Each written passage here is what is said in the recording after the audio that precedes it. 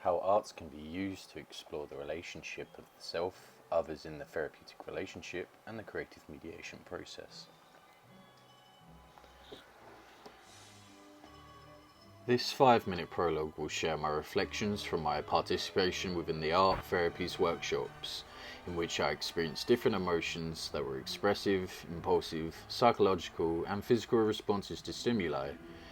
We are programmed to experience powerful defensive characteristics through our emotions in order to survive, such as sadness or being fearful and even angry in certain situations. These manifested feelings present themselves in a variety of ways that are dependent on one's upbringing and experiences.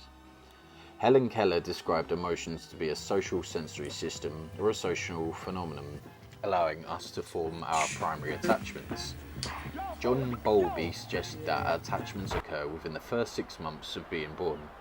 Around this age, babies display a variety of instinctual behaviours where they create signals to keep their caregivers engaged. Babies this young are extremely responsive to the emotions and the reactivity and the social interaction that they get from the world around them. Also on the matter, Dr. John Norcross defined the therapeutic relationship to be an interpersonal relationship with restorative goals. Checking in with one another creates a general awareness of what comprises a healthy therapeutic relationship.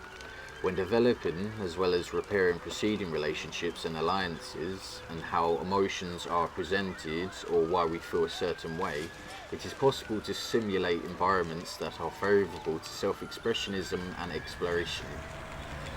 Clients during sessions will detail their expressions when communicating what they have made or revealed unconsciously during the art-making process. But art itself is not used as a diagnostics tool, rather it is used as a medium to address and facilitate emotional issues which may be confusing or distracting to that individual at the time. Identifying complex feelings during the client transference allows room for a creative interpersonal alliance to form, to which preceding pattern behaviours or feelings of the past emerge into contemporary relationships, thus deforming individual observations towards themselves and to those they connect with. Being mindful of one's emotions and their processes will make it simpler to notice transference and countertransference within the therapeutic engagement. The art making sheds light into the individuation process, generating an awareness towards consciousness. Clients can heal their scarred psyche from what is conscious and unconscious, allowing them wholeness of the psyche. Jung said that individuation is the process, simple or complex as the case may be, by which every living organism becomes what it was destined to become from the beginning. As a species, we try to live throughout the first portion of our lives sustaining our development and survival, whilst trying to regulate a healthy ego.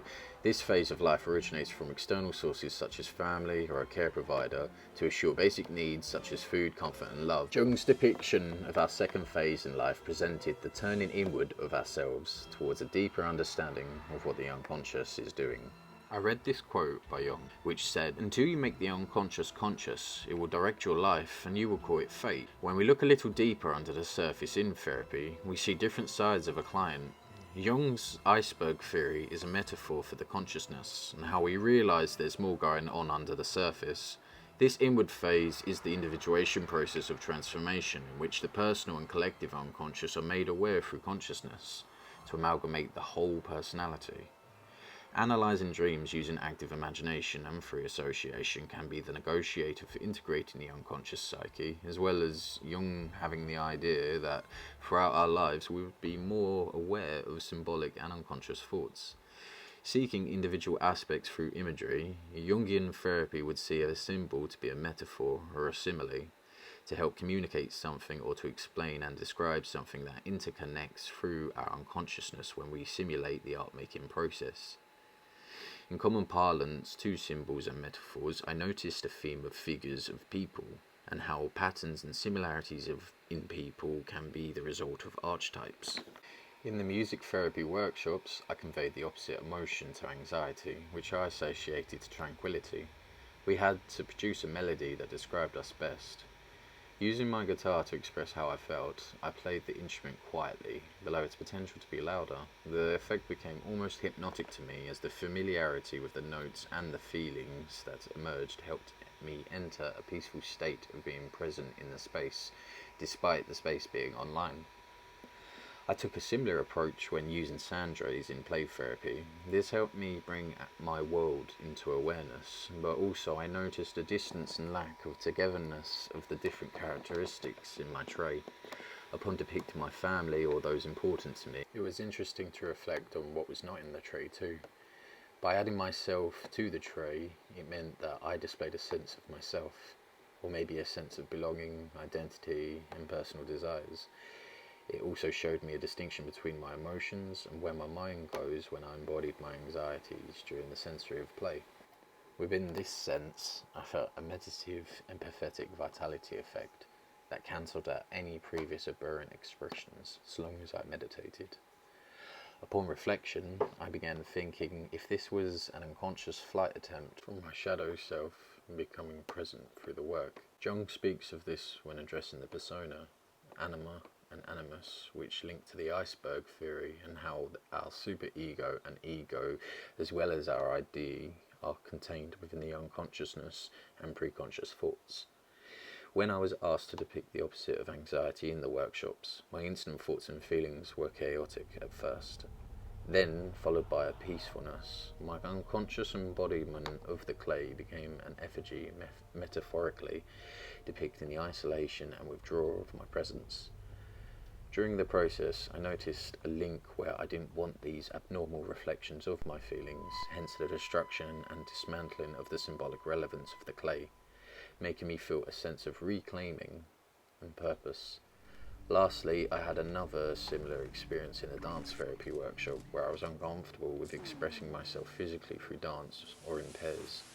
I felt relieved when asked to think of the opposite emotion, as tranquility allowed me to reiterate my theory about my shadow. In drama therapy, we worked in pairs also, but this time the exercise metaphorically depicted the therapeutic relationship when engaging with toys and play. I was anxious in view of the demonstrative nature of the exercise, being 27 and playing with toys. But nevertheless, after 10 minutes in playing with my chosen toy and giving it a personality, I felt energized too. I was able to consider the implications, character and actions, as well as the archetypes, if they would be the hero of my story or the villain. Mindfulness of control. I would say drama therapy reinforced my awareness that personal childhood experiences can impact on participation within the therapeutic relationship if they're repressed or not explored properly. Self-exploration is a continuous development that I appreciate.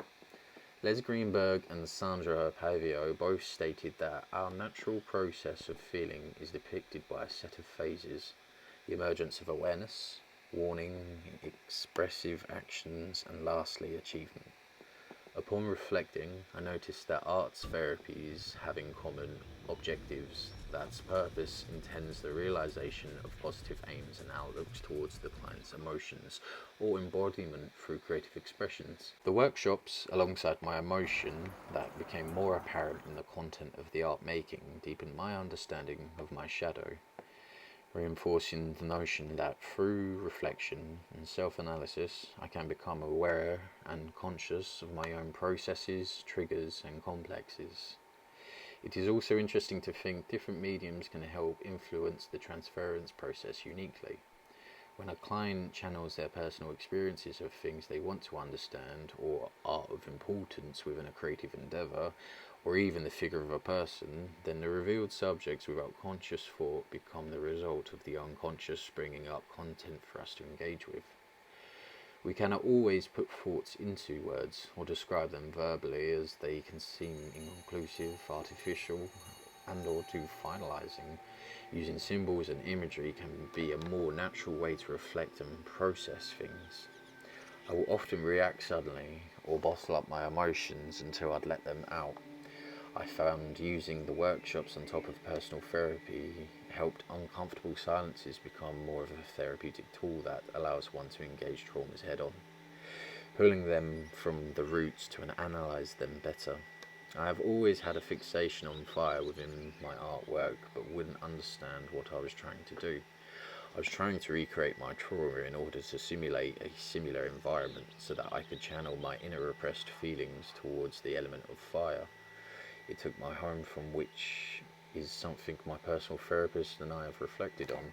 Robert Johnson has a similar Jungian approach to transformative self-acceptance in owning your shadow, stating if we do conscious work on the shadow, then we can become aware of what is being projected into the environment or how it is presented in someone or on someone else. It is important to be familiar to the associated risks within countertransference during therapeutic engagement, taking into account individual maturation and never assuming I know the client better than themselves or what they're thinking.